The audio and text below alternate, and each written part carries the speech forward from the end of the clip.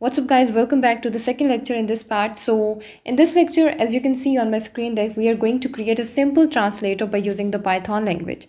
So for that we have to first download a particular library which will help us to create this translator. So for that, what we have to do, we have to click on file and then we have to visit this setting, click on setting, and then we have to click on that particular project, right?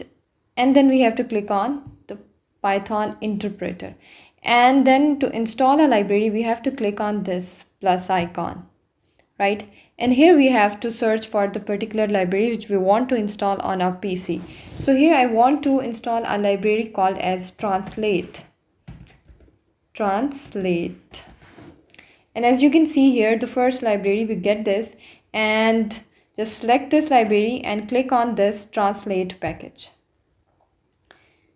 It will take few seconds to install this library, and as you can see here, package translate installed successfully. So let's close this and press on OK, and now it will update the skeleton and the interpreter of the project, and scanning all the installed packages. And now our IDE is ready to use. So first of all, we have to import the library which we installed right now. So for that, I'm typing here from translate the library. I am importing a particular class called as translator. So we are basically going to work on that translator class. And now I am creating another variable or an instance which is called as translator. So you have to make sure that the variable name and the library name should be different. It should be a spelling difference, or it should be anything. So I'm typing here like translator1, right? And here I am using the translator class, and I'm using one of its function which is called toLang. Okay, and here I have to specify a particular language, and here for example I am typing here German, right? So what it will do, it will store this German language and it will work as translator in the next line of code. And the next variable is called as translation, right? And here I'm using that translator1, using that particular variable because it has contained that particular language which is called as German language. So now it is working as a German language translator. Translator1 dot translate what? We have to pass here a text. So any text like how are you, right? And now I'm just printing that variable called as translation to see our desired result. So pass here the translation. And now let's run this program to see whether it's working properly or not. So hope so it will work. And so it is giving this translation for how are you. Okay, so now let's open the Google and check whether this translator is working properly or not. So here I am in the Google Translator and I am typing here. So I have selected English to German. So I'm typing here, how are you?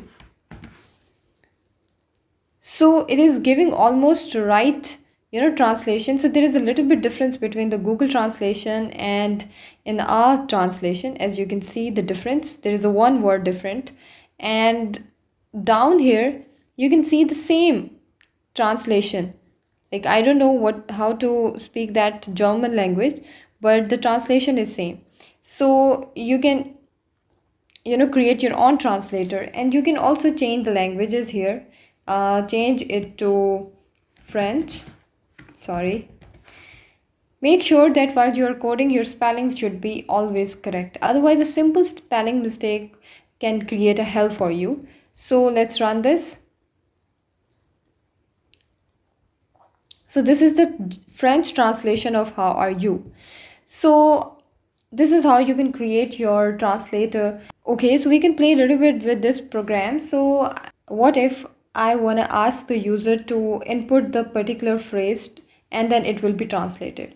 So for that, I'm taking a variable which is called as sentence, right? And input, and I'm using here the input method. What it will do, it will take the input and pass this into this sentence variable. So now if we replace this to the sentence variable, which is like sentence, and let's check it whether it's working or not. So I am typing here like how are you, the same variable. So it is giving us this translation, right? So it means that it's working. So now let's make it a little bit more interactive. I'm typing here